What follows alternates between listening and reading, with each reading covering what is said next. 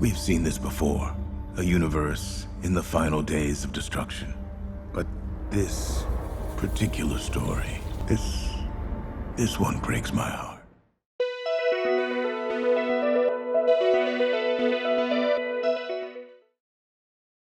Hey, what's up, guys? Welcome back to another episode of our What If recap series. It's me and Holden Hardman of Holden Hardman on YouTube. I've been watching and deconstructing, really diving deep into all of the fan theories. Like, for whatever deep cut information you need, you've come to the right place.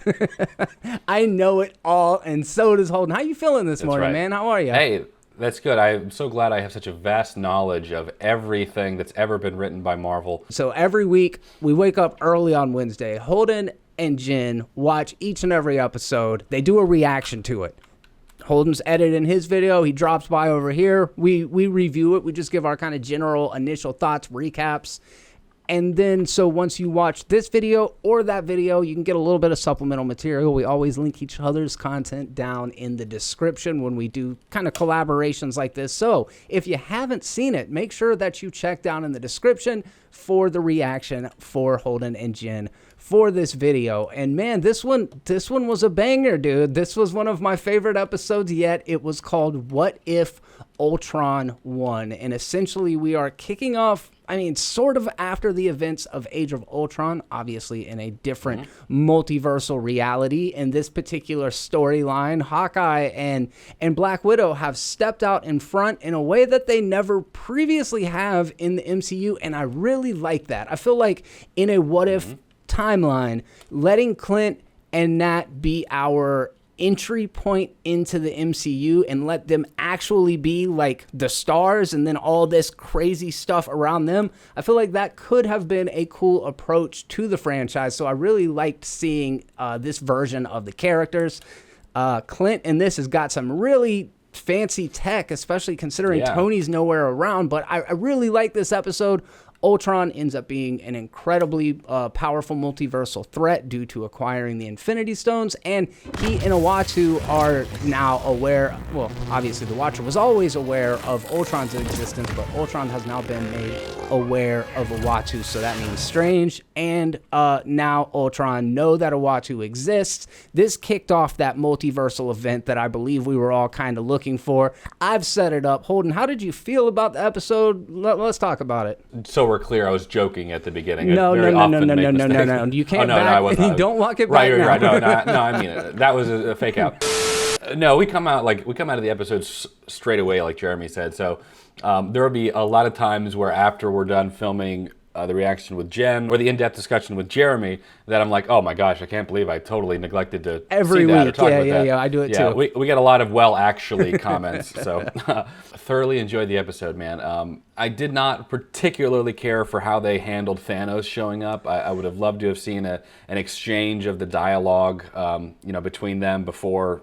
I'll talk Vision about it, dude. That was so like abrupt. Jen pointed out even that she's like, I get it, why they did that, just to show Ultron just, no holds barred, not holding back, just takes him out to show his strength and his savagery, which I get. I totally get it. I still would have preferred just a moment of acknowledgement from the two before Thanos were to have been killed. That's just my preference. The only real gripe I have about the episode. I agree. I really like seeing Black Widow and Hawkeye being like humanity's last hope in a lot of ways, and then seeing how they handle it, how they go to Zola, and their plan is to have some old tech, some analog tech, infiltrate Ultron. When Ultron detected the Watcher, really, really awesome moment. Same thing like in Doctor Strange. So the only two characters that have been powerful enough or aware or conscious enough to be aware of the Watcher's presence. So not only having Ultron be aware, but bending reality and then breaking through to where he's at was really, really cool. It shows how powerful he is. He pummels the Watcher through multiple realities through like 5 minutes of the episode. It was super badass. Agreed. It was. The Watcher had a really cool line of something like, "You cannot compute the depth of my will," or something to that effect, which is cool because I don't know what the Watcher can really do. Like I don't know the depths or the limits of his power or not. I also don't know if there are the other Watchers. I know in Guardians of the Galaxy Volume 2, Stan Lee is like talking with 3 of them, like you said, establishing power levels with Thanos. We also see Captain Marvel in this episode.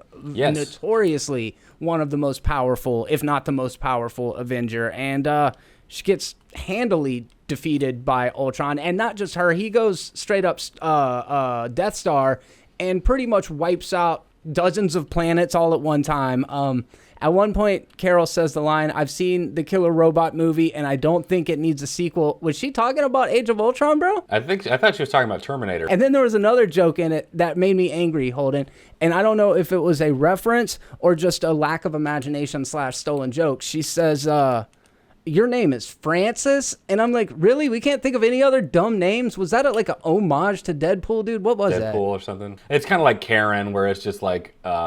it's the only one that really comes to mind when you see somebody behaving. Okay. Like an adult behaving that way. Fair enough. So I think now when you think of like a silly name for a man, Francis is kind of becoming that thing, I guess.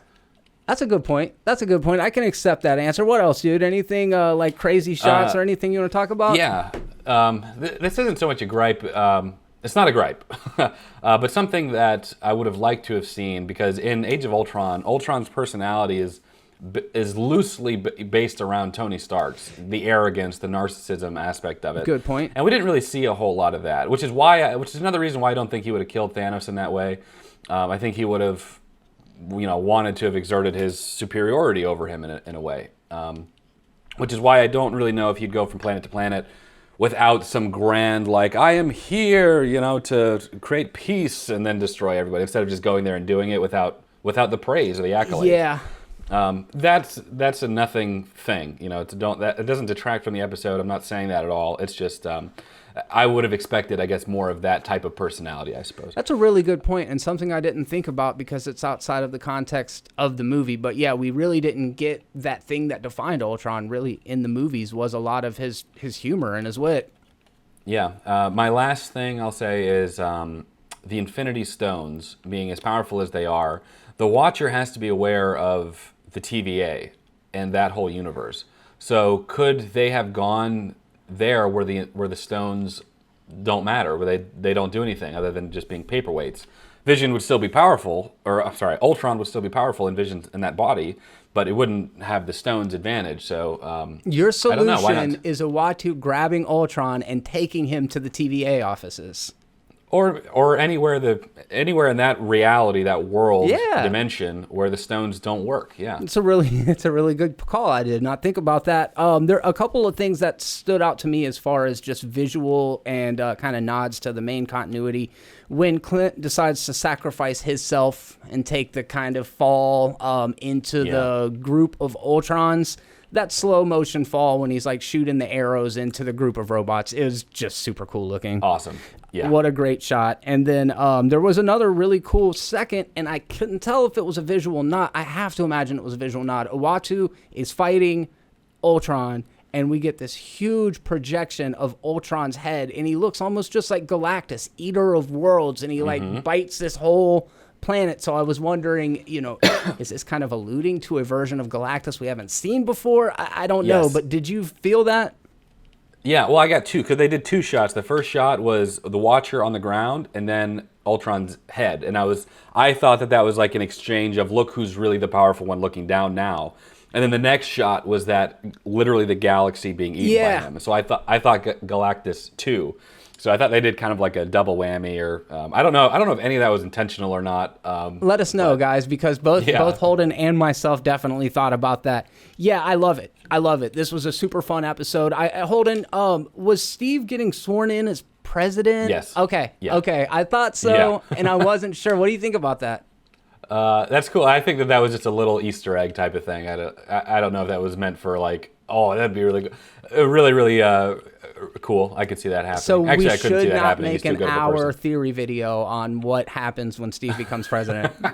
Correct. Right. Yeah, we probably should. Fair enough. All right. Well, at the very end of the episode, Uatu realizes, like, hey, I can't do this on my own. I can't let this be the end of everything. Ultron has grown too powerful. So he, of course, summons the Dark Doctor Strange that we got a couple episodes back. And I think everybody kind of knew that we were building to this. I do remember that Holden and I have been alluding to this ever-present, like, growing of presence of Uatu. I think we just assumed that, yes, eventually he was going to have to bring the team together. I'm very much looking forward to where things end up in our finale, which is next episode. Yeah, I'm looking forward to it. I'm looking forward to it too.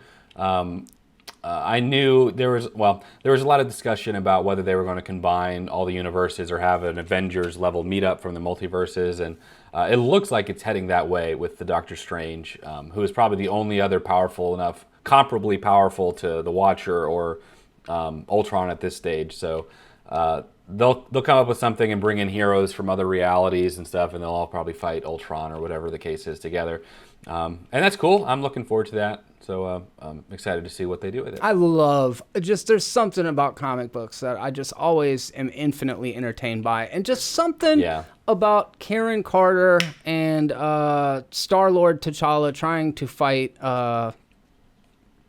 omnipotently powerful Ultron is hilarious to me. Yeah, same. Same. Oh well. All right, man. And we still don't know. Well, we still don't know what's going to happen with Zola either, because the last we left them, they wasn't able to infiltrate the hive mind. So that's yet to have been resolved.